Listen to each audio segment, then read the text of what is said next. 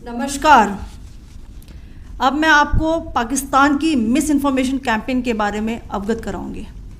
पहला, पाकिस्तान ने यह क्लेम किया कि उसने अपने JF-17 से हमारे S-400 व ब्रह्मोस मिसाइल बेस को नुकसान पहुंचाया, जो कि बिल्कुल गलत है।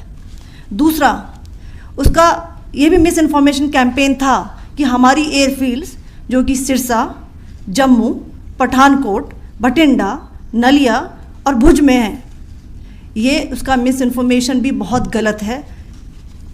तीसरा, पाकिस्तान के मिस इन्फॉर्मेशन कैंपेन के मुताबिक हमारे एम्यूनिशन डम्प्स जो चंडीगढ़ और बियास में हैं उसका डैमेज हुआ, यह भी बिल्कुल गलत है।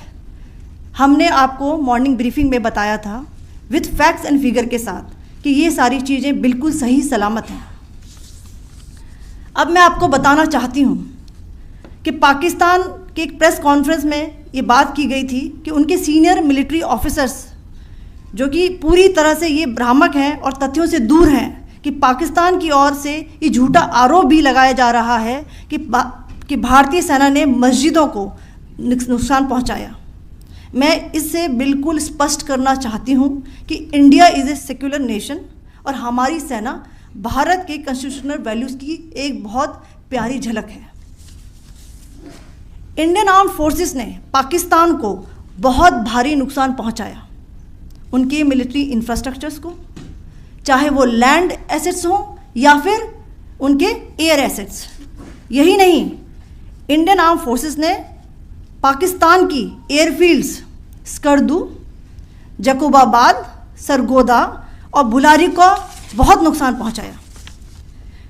इसके अलावा पाकिस्तान के air defence system, radar system, उनको भी एयर स्पेस में अनटेनेबल किया। यह भी बताना चाहती हूँ कि लाइन ऑफ कंट्रोल के पास पाकिस्तान के command and control logistic installations और उनके मिलिट्री इंफ्रास्ट्रक्चर्स, मिलिट्री पर्सनल्स का इतना भारी नुकसान हुआ कि पाकिस्तान की ऑफेंसिव व डिफेंसिव कैपेबिलिटी को नष्ट कर दिया गया।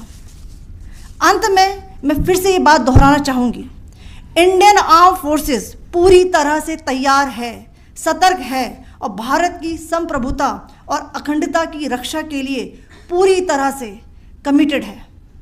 धन्यवाद। जय हिंद।